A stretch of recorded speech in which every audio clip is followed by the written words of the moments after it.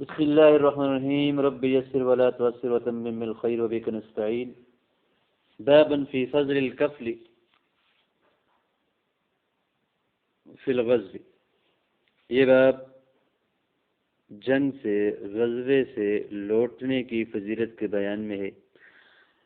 قال حدثنا محمد بن المصفى قال حدثنا علي بن عياش عن ليث بن سعد قال حدثنا حيوة عن ابن شفي عن شفي بن الماتع عن عبد الله هو ابن عمرو عن النبي صلى الله عليه وسلم قال كفلة كغزوة لوٹنا جنگ کرنے کی طرح ہے.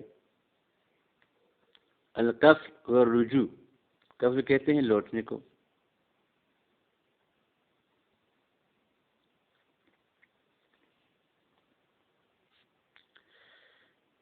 کفلہ کہتے ہیں ایک مرتبہ لوٹنا.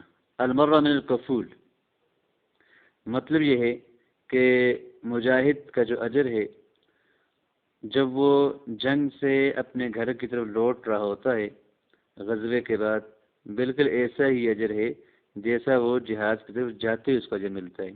یہ جہاد کی طرف جانے کا اجر، جہاد میں شریک ہونے کا اجر، اور اتنا ہی اجر جو ہے وہ واپس لوٹنے کا بھی ہے. کیونکہ جب انسان اپنے جو ہے وہ جنگ سے لوٹتا ہے تو وہ اپنے نفس کو جو ہے وہ راحت دیتا ہے، اور پھر وہ اپنی قوت کو مجتمع کرتا ہے، اور اس کی جو ہے وہ دوبارہ اگر جنگ کے لیے اپنے آپ کو تیار کرنے کا موقع ملتا ہے. اور جب وہ جنگ سے واپس آتا ہے تو اپنے گھر والوں کی حفاظت اور اپنے گھر والوں کے حقوق کی ادائیگی کے لیے بھی فارغ ہوتا ہے. یہ تمام جو کام ہیں جنگ کی تیاری کے لیے جو ہے وہ فارغ رہنا ہے، اپنے گھر والوں کے لیے جو ہے وہ ان کے روزی روٹی کا بندوبست کرنا، حلال روزی کمانے کی کوشش کرنا، تو یہ اس وقت ہوتا ہے کہ جب وہ جنگ سے واپس آ جائے. تو یہ سارے کام جو ہے وہ عبادت کے ہیں، ثواب کے ہیں. تو لہٰذا جنگ پہ جانا جتنا ثواب کا کام ہے، جہاد پہ جانا اس سے واپسی جب جہاد سے واپس آتا ہے تو یہ بھی اتنا ہی ثواب ہے.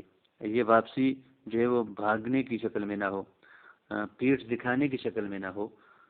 اگر یہ واپسی جو ہے وہ جنگ ختم ہونے کے بعد یا کامیابی کے بعد، جس کی کیفیت میں ہے سارے اگر جب کہا جاتے ہیں تو اس صورت کے اندر جو ہے وہ لوٹنا ایسے ہے جیسے کہ غزوہ کر رہا ہے.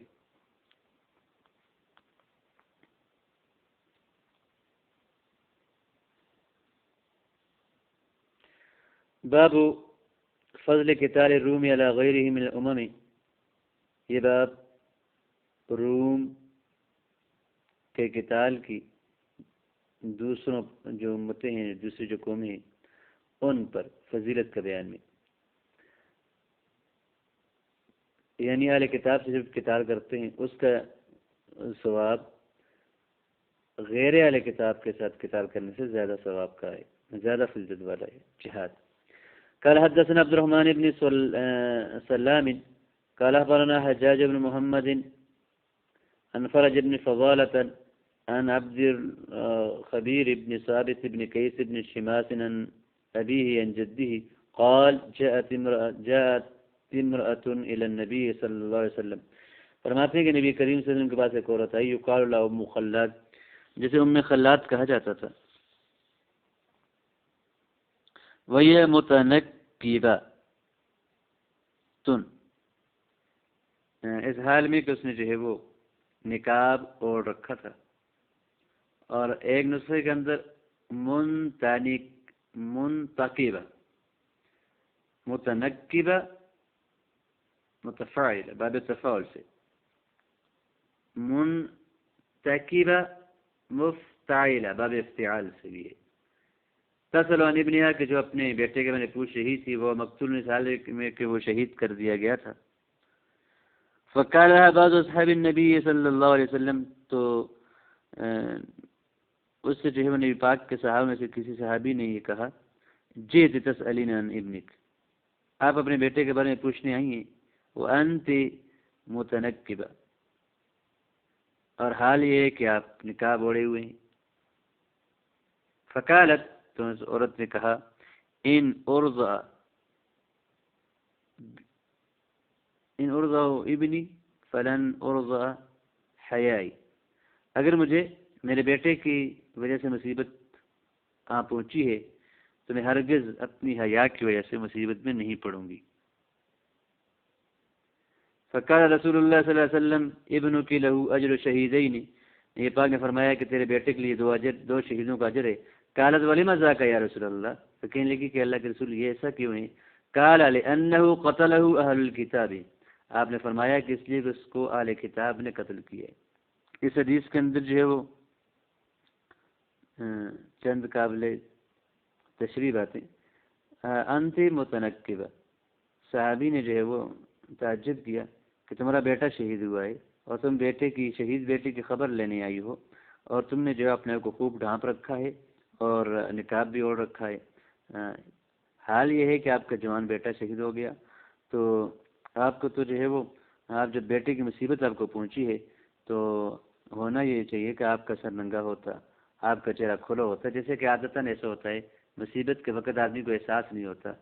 تو وہ صحابیاں تھیں، کہنے لگیں کہ اگر مجھے میرے بیٹے کے قتل کی وجہ سے ایک مصیبت پہنچی ہے تو میں اپنی حیا کی وجہ سے مصیبت نہیں لینا چاہتی، یعنی میں اپنی حیا کو جو ہے وہ باقی رکھوں گی، کہ ایسا نہیں ہو سکتا کہ مصیبت کے وقت جو ہے وہ میرا پردہ جو ہے وہ نہ رہے۔ الحمدللہ میرا پردہ جو ہے وہ باقی رہے گا۔ آپ نے فرمایا کہ تیرے بیٹے کے لیے جو ہے 2 اجر ہیں، 2 شہیدوں کا اجر ہے۔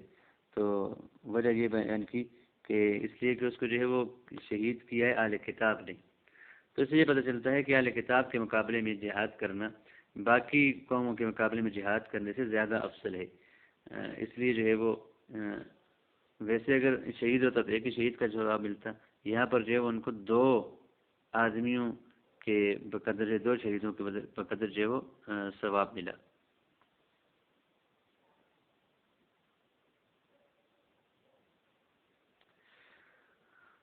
باب فی رکوب البحر فی الغزو، جنگ کے اندر سمندر میں سوار ہونے کا بیان میں۔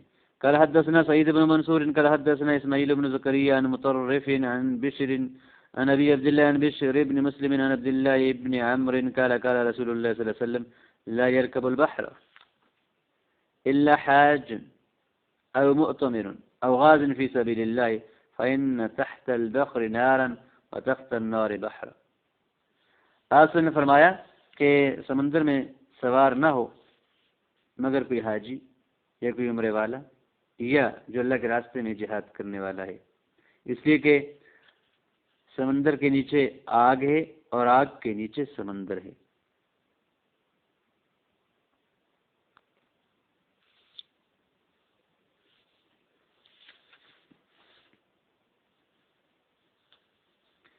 یہاں پر بحر سے مراد بحر مالک ہے، یعنی جو سمندر جسے ہم سمندر کہتے ہیں، ایک تو دریا ہوتے ہیں ان میں تو عام ہے آپ سفر کرتے ہیں وغیرہ ذالک۔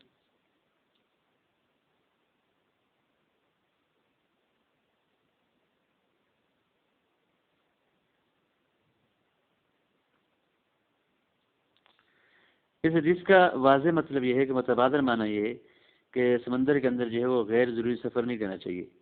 ہاں شرعی حاجت ہے، جیسے حج کی ہے یا عمرے کی ہے، یا غازن فی سبیل اللہ، اللہ کے راستے میں جو ہے وہ جو جہاد کرنے والا ہے، یہی لوگ جو ہیں وہ اس میں جو ہے وہ جہاد کریں، اس میں جو ہے وہ سفر کریں، وگرنہ جو ہے وہ باقی لوگ جو ہے وہ اس میں سفر نہ کریں۔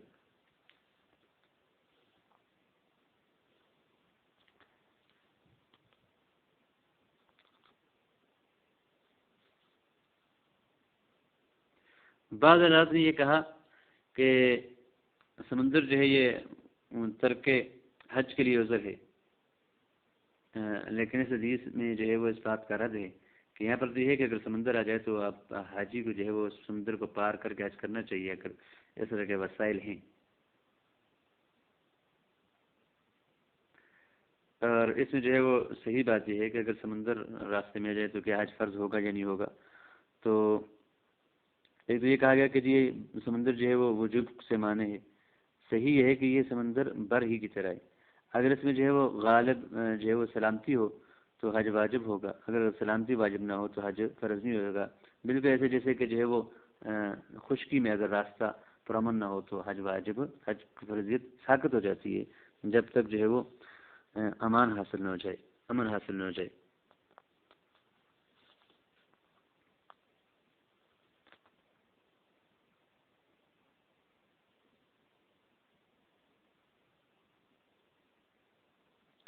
یہ پر حدیث کا ظاہر تو یہ ہے کہ یہ صرف 3 قسم کے آدمی جو ہے وہ سمندر میں سفر کریں، حاجی، عمرے والا اور اللہ کے راستے میں جہاد کرنے والا۔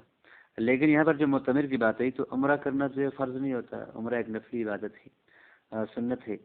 تو عمرے کے لیے جب آپ ایک سنت پورا کرنے کے لیے آپ سمندر کا سفر کر سکتے ہیں، اجازت ہے، تو لہٰذا اگر کوئی آدمی جو ہے سمندر میں جاتا ہے مچھلیاں پکڑنے کے لیے اور اپنی روزی روٹی پیدا کرنے کے لیے، اور روزی کمانا جو ہے وہ اپنا نان نفقہ جو ہے واجب ہوتا ہے، تو جب سنت کے لیے اجازت ہے تو واجب کے لیے جو ہے پتری کے اولا جو ہے اجازت ہوگی۔ کہ یہ فرمایا کہ فإن البخری تخت البخر نارن، تو حدیث کے الفاظ آ گئے کہ اس کے نیچے آگ ہے اور آگ کے نیچے جو ہے وہ بحر ہے، سمندر ہے۔ اس کی حقیقت اللہ رب العزت بہتر جانتے ہیں۔ حدیث کے جو ظاہری الفاظ ہیں ہمیں اس پر یقین ہے کہ سمندر کے نیچے آگ ہے اور آگ کے نیچے سمندر ہے۔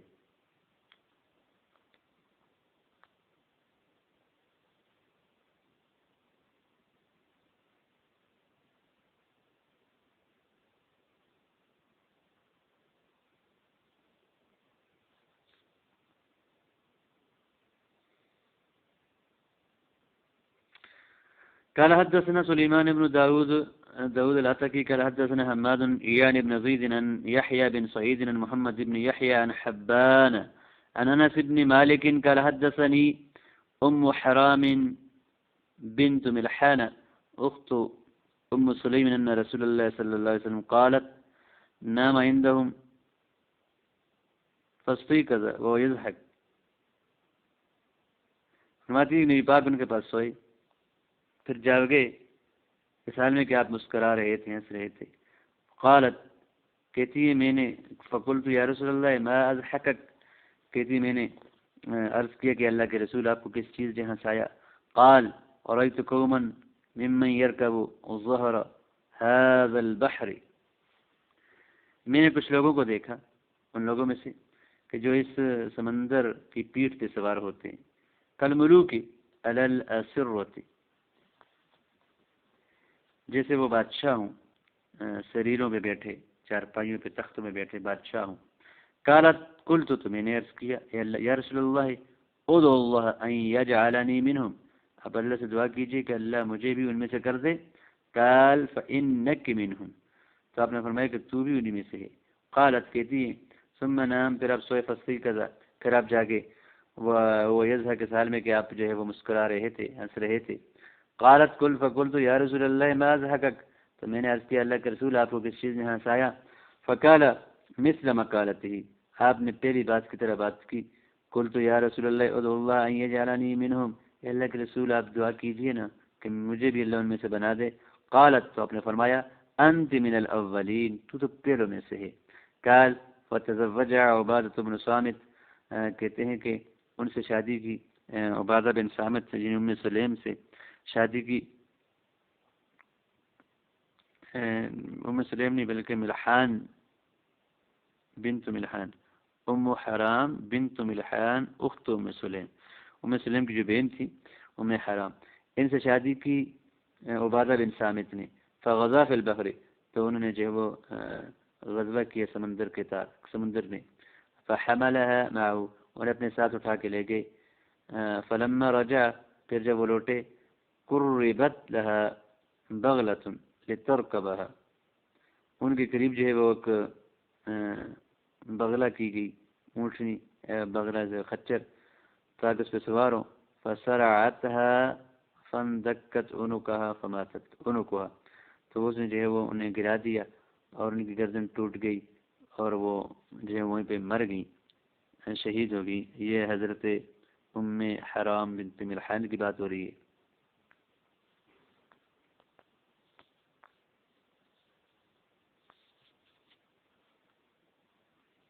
ام حرام جو ہے انس بن مالک رضی اللہ تعالیٰ عنہ کی خالہ ہیں۔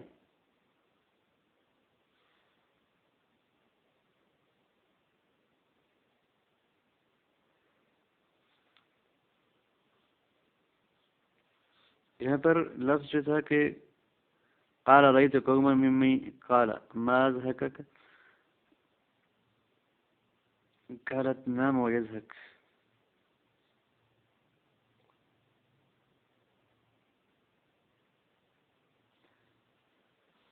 یہ حضرت انس بن مالک رضی اللہ عنہ کی جو ہے وہ خالہ ہیں، انہوں جو ہے اپنے ایک واقعہ بیان کر رہی ہے نبی پاک صلی اللہ علیہ وسلم کے ساتھ. یہاں پر آپ کے بارے میں فرمایا کہ وہ آپ مسکرا رہے تھے، ہنس رہے تھے، یعنی خوشی سے. اور اس کی وجہ یہ تھی کہ آپ نے جب یہ دیکھا کہ آپ نے خواب میں یہ دیکھا کہ آپ کے صحابہ اور مسلمان، آپ کی امتی جو ہیں وہ جہاد کے لیے سمندر میں سفر کر رہے ہیں. میجر کا بظاہر حاضل بحری، جو لوگ جو کشتی میں، جو کشتیاں سمندر پہ چلیں گی ان میں سوار ہوتے ہیں. اسرہ شریر کی جمع ہے.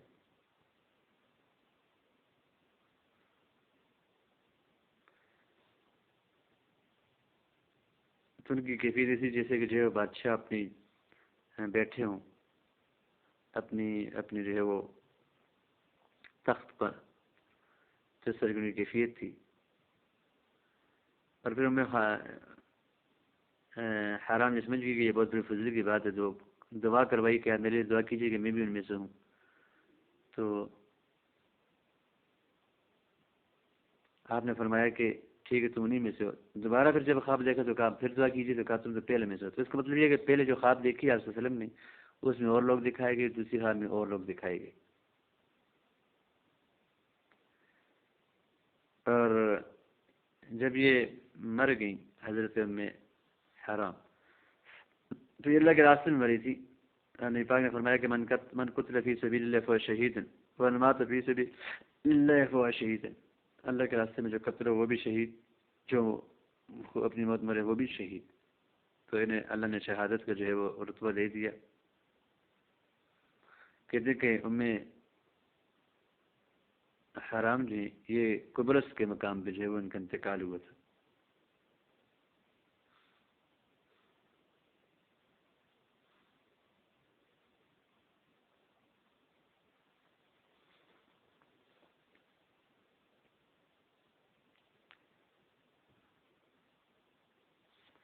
قال حدثنا الكعنبي عن مالك عن اسحاق عن عبد الله بن ابي طلحه عن انس بن مالك انه سمعه يقول كان رسول الله صلى الله عليه وسلم اذا ذهب الى قباء يدخل على ام حرام بنت ملحان. یہ پاک صلی اللہ علیہ وسلم جب قباء جاتے تو ام حرام کے پاس بھی تشریف لے جاتے. وکانہ تخت عبادہ بن الصامت، یہ عبادہ بن صامت کی بیوی تھی. فدخل علیہا یوما، آپ ان کے پاس ایک دفعہ گئے. فاطعمتہ، انہوں نے آپ کو جو کھانا کھلایا. وجلست تفلی راس، اور آپ کا سر دیکھنے لگی. وساق حاضر حدیث، اور اس حدیث کو جو ہے وہ پورا بیان کیا. قباء یہ مدینہ سے جو ہے وہ 2-3 میل کے فاصلے پر ہے.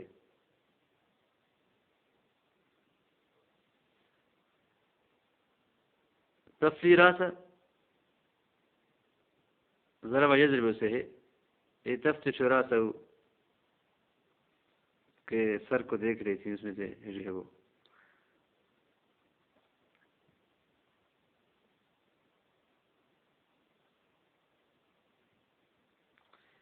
نبی فرماتے کہ علماء نے اس بات اتفاق کیا ہے کہ ام حرام بنت ملحان جو نبی پاک کی محرمہ تھی. اب محرم کیسے تھی؟ ابن عبدالبر وغیرہ نے یہ کہا ہے کہ آپ کی یہ رضعی خالہ تھی، اور بعض دوسرے حضرات نے کہا ہے کہ یہ آپ کی جو ہے وہ باپ یا آپ کے دادا کی خالہ تھی. اس لیے کہ عبد المطلب جو تھے یہ بنی نجار میں سے تھے. آپ کی ماں جو تھی وہ بنی نجار میں سے تھی.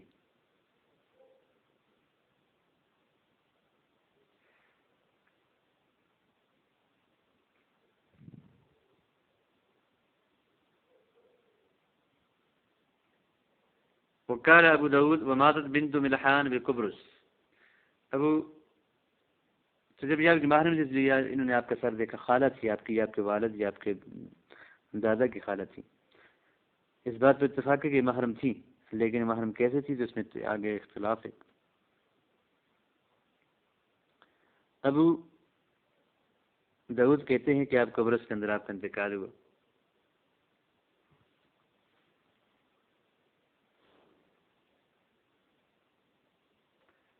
اور روم کے اندر ایک بڑا جزیرہ ہے جہاں پر حضرت حرام بنت ملحان کا انتقال ہوا. منذری کہتے ہیں کہ اس حدیث کو جو ہے وہ امام ترمذی نے، نسائی نے بھی جو ہے وہ نقل کیا ہے، خاص کی تخریج کی ہے، اور ترمذی نے اس کو جو ہے وہ حسن صحیح کہا ہے. قال حدثنا يحيى بن معين قال اخبرنا هشام بن يوسف عن مأمر عن زيد بن اسلم عن عطاء بن يسار عن اخت ام سليم الرميساء قالت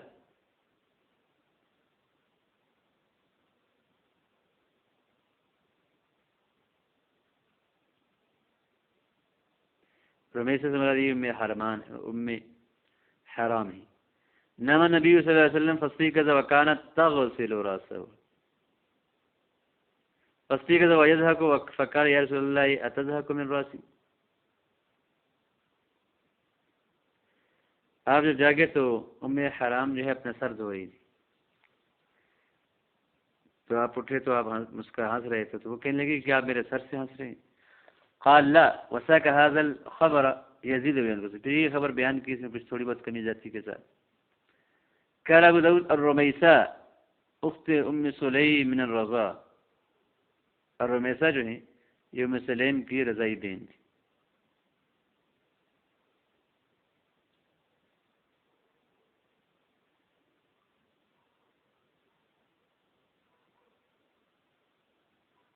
ام حرام اور ام سلیم جو ہیں یہ سگی بہنیں تھیں. ام حرام بنت ملحان بن خالد بن زید بن حرام الانصاریہ، یہ حضرت انس کی جو ہیں وہ خالہ تھی، مشہور صحابیہ ہیں. اور ام سلیم بنت ملحان بن خالد الانصاریہ یہ انس بن مالک کی والدہ تھی.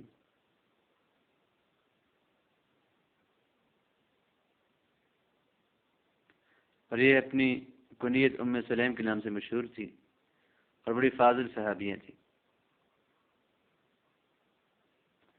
اور پھر جو ہے وہ ام سلیم کی جو بہن ہے ام حرام، انہیں رمیسہ بھی کہا جاتا ہے اور ام سلیم کو غمیسہ کہا جاتا تھا.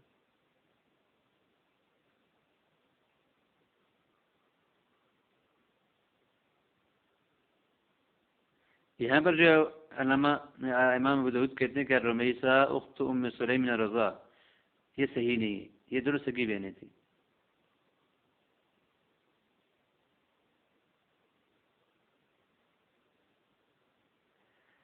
قال حدثنا عبد السلام بن عتيق قال اخبرنا ابو مسعر قال اخبرنا اسماعيل بن عبد الله يعني بن السماع انبانا الاوزاعي قال حدثني سليمان بن حبيب عن ابي امامه الباهلي عن رسول الله صلى الله عليه وسلم قال ثلاثه كلهم ضامن على الله عز وجل ورجل خرج غازيا في سبيل الله، تین آدمی سارے کے تینوں کے تینوں اللہ کے ذمے ہیں.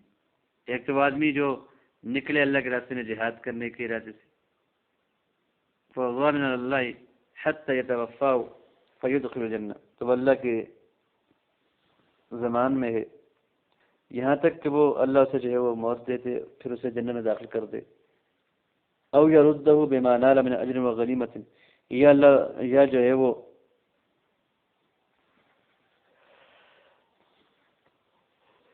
اللہ سے جو ہے وہ اجر و غنیمت کے ساتھ لوٹا دے جو اس نے پایا ہے. ورجل راح الى المسجد، اور ایک آدمی کو جو مسجد کی طرف صبح کے وقت جائے، فضامن اللہ، تو وہ اللہ پر ضامن ہے، حتی یتوفاہ، یہاں تک کہ اللہ سے موت دیتے پھر اسے جنت میں داخل کر دے. او یردہ بما نال من اجر و غنیمت، یا اللہ اسے لوٹا دے اس اجر اور غنیمت کے ساتھ جو اس نے پائی ہے. ورجل دخل بیتہ بسلام، اور وہ آدمی بھی کہ جو اپنے گھر میں سلام کے ساتھ داخل ہوتا ہے. وضامن اللہ عز وجل، تو یہ بھی اللہ کے زمان میں ذمہ داری میں حفاظت میں آ جاتا ہے۔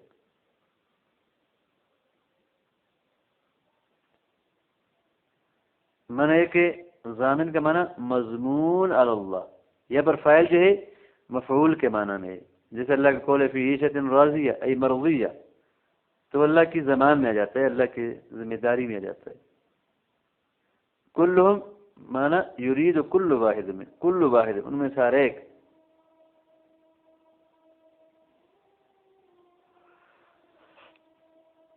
خرج غازیا ای حال کونی مرید الغزب، کہ وہ غزبے کے ارادے سے نکلے۔ راحہ کا معنی مشا، جو آدمی اپنے گھر میں جاتا ہے اور سلام کرتا ہے، مطلب یہ کہ جب وہ اپنے گھر میں داخل ہو وہ سلام کرے، جس اللہ قول فَإِذَا دَخَلْتُمْ بُيُوتًا فَسَلِّمُوا عَلَىٰ أَنفُسِكُمْ۔ اور دوسری وجہ یہ ہے، مطلب کہ معنی یہ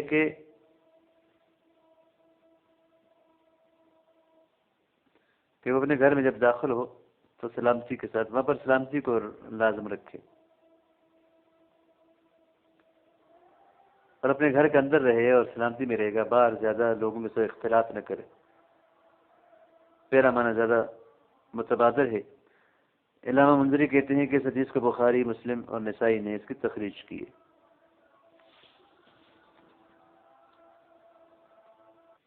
یہاں پر جو باب باندھا ہے وہ یہ ہے کہ جہاد میں جانا ہے، لیکن سمندر کے ذریعے، سمندر کے راستے سے جہاد میں جانے کی فضیلت کے بیان میں۔ اور یہاں پر جو آخری حدیث یہاں پر ذکر کی ہے اس میں جو ہے وہ جو جہاد کی بات ہے وہ صرف اتنی ہے کہ 3 آدمی ہیں، سارے کے سارے اللہ کے جو ہے وہ ذمے میں آ جاتے ہیں۔ تو رجل خرج غازیا فی سبیل اللہ وغامن علی اللہ حتی یتوفاہ فیدخلہ الجنہ، تو اس کا باب سے کیا تعلق ہے؟ تو باب اگرچہ وہاں پر خاص ہے، لیکن یہاں پر یہ رجل خرج غازیا فی سبیل اللہ یہ مطلق ہے، یعنی اگر خشکی کے راستے اگر جہاد پہ جاتا ہے وہ بھی اللہ کے ذمے میں ہوتا ہے، اور سمندر کے راستے جو جہاد میں جاتا ہے وہ بھی اللہ کی ذمے میں آ جاتا ہے، اللہ کی جو ہے وہ ذمہ داری میں آ جاتا ہے۔ تو لہٰذا یہ باپ کے ساتھ کثر کے انداز میں بن جاتا ہے۔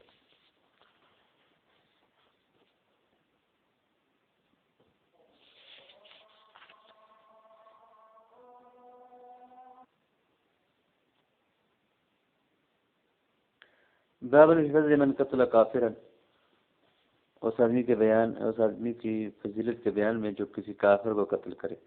قال حدثنا محمد بن صباح البزاز قال اخبرنا اسماعیل یعنی ابن جعفر عن العلاء عن ابي عن ابي هريره ان رسول الله صلی اللہ علیہ وسلم قال لا يجتمع في النار كافر وقاتله ابدا، کہ آگ کے اندر جو ہے وہ کوئی کافر اور اس کا قاتل کبھی جمع نہیں ہوں گے۔ یہ جو اجتماع کی بات جو ہے وہ کہ کافر اور کافر کا جو مسلمان قاتل ہے وہ جمع نہیں ہوں گے، اس بات کا بھی استعمال رکھتا ہے یہ جملہ کہ یہ مختص ہو اس کافر کے قتل کے ساتھ جسے جہاد میں قتل کیا گیا ہو، اور کوئی مسلمان جہاد کے اندر کوئی مجاہد کسی کافر کو قتل کرے تو اس کا یہ جو فعل ہے اس کے گناہ کو کفارہ بن جائے گا اور اس کو جو سزا نہیں ملے گی۔ یہ مطلب یہ ہے کہ اس کو اگر کوئی مسلمان کسی کافر کو اس طرح قتل کرتا ہے جہاد، اگر اس کو بھی سزا ہوتی بھی ہے تو آگ کے بغیر کوئی اور سزا دی جائے گی، کیسے کافر قتل کر دیا اس کو بھی آگ میں ڈال جائے گا۔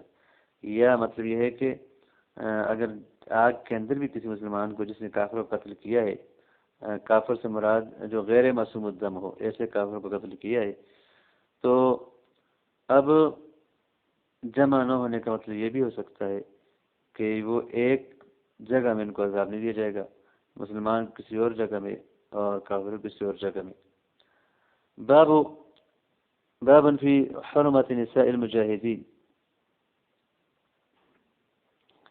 قال حدثنا سعيد بن منصور قال حدثنا سفيان عن كان بن عن علقمة بن مرصد عن ابن بريدة عن أبيه قال رسول الله صلى الله عليه وسلم حرمة نساء المجاهدين على القائدين كحرمة أمهاتهم، وما من رجل من القائدين يخلف رجلا من المجاهدين في أهله إلا نسب له يوم القيامة فقيل له هذا قد خلفك في أهلك فخذ من حسناته ما شئت. فالتفت إلينا رسول الله صلى الله عليه وسلم فقال ما ظنكم. یہ باب جو ہے وہ مجاہدین کی عورتوں کی عزت و حرمت کے بارے میں ہے، ان حضرات پر کہ جو گھروں میں بیٹھے رہتے ہیں،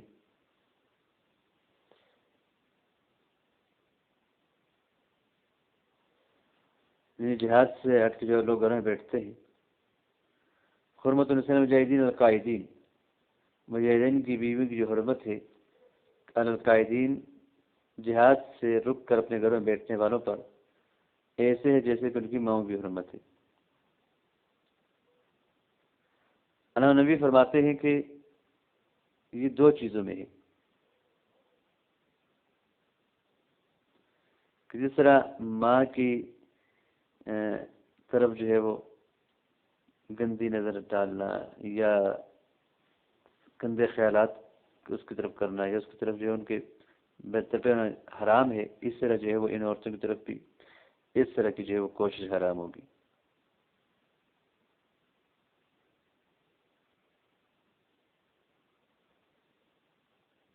اور دوسرا خلوت، جب یہ اکیلی ہوں ان کے پاس نہیں جانا چاہیے.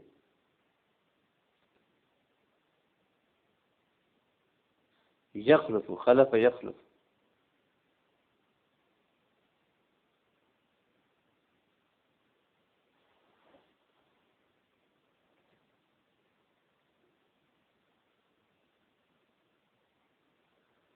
کہ کوئی آدمی جو ہے وہ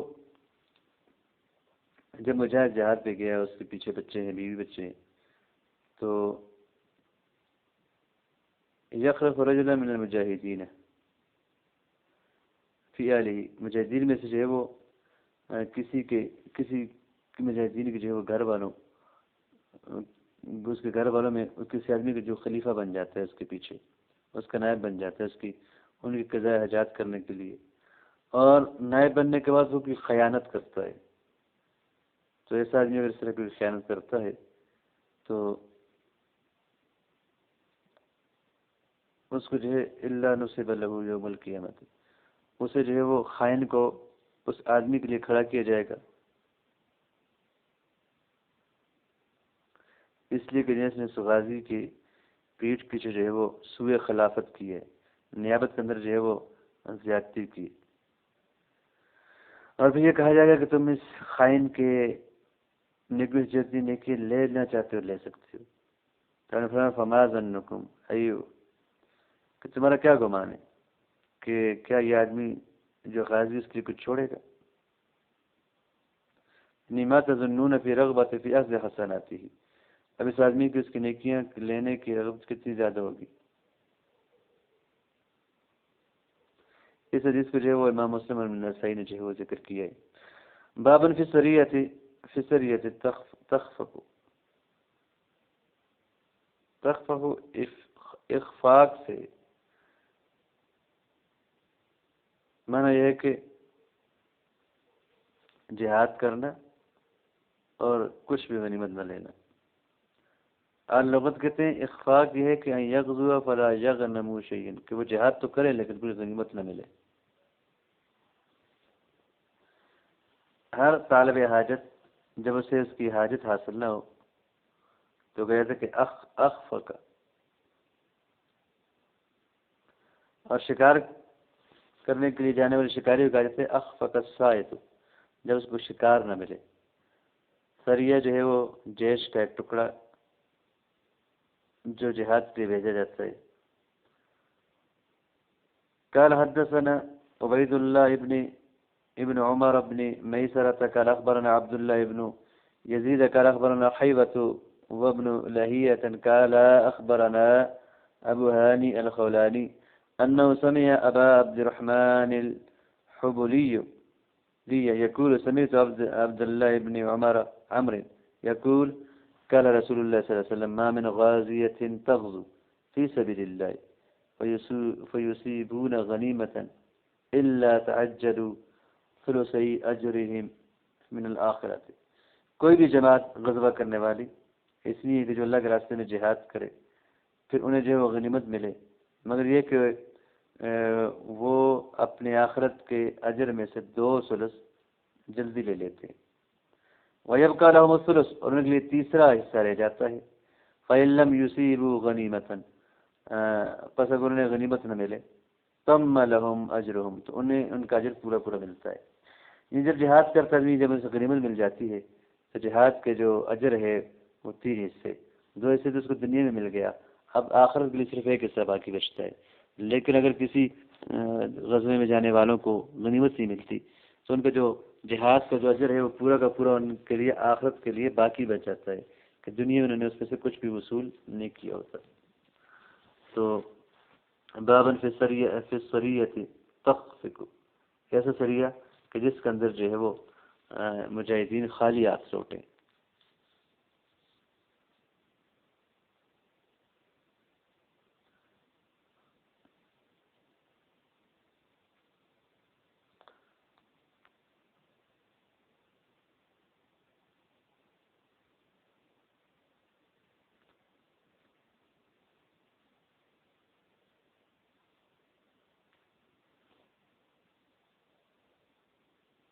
بابن فی تضعیف الذکر فی سبیل اللہ عز وجل، اللہ کے راستے میں جو ہے وہ ذکر کے دگنا کرنے کے بیان میں یہ زیادہ زیادہ جو ہے ذکر کیا جائے.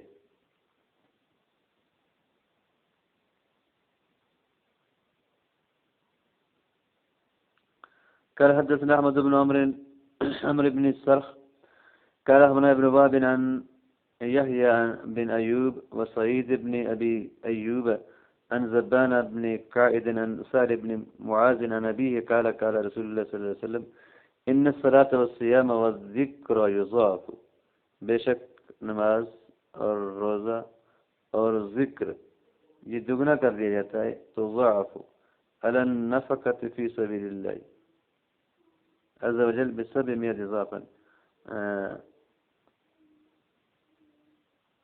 خرچ کرنے والا نفقہ میں اللہ کے راستے میں 700 گنا، یعنی یہ دگنا کر دیا جاتا ہے، یہ بڑھا دیا جاتا ہے 700 گنا تک. مطلب یہ ہے کہ اللہ کے راستے میں جو نفقہ ہوتا ہے خرچ کرنا، اس کا ثواب، نماز کا ثواب، صیام و ذکر کا ثواب یہ 700 گنا بڑھا دیا جاتا ہے، اور 700 گنا تک بڑھا دیا جاتا ہے اپنے اپنے اخلاص کے اعتبار سے.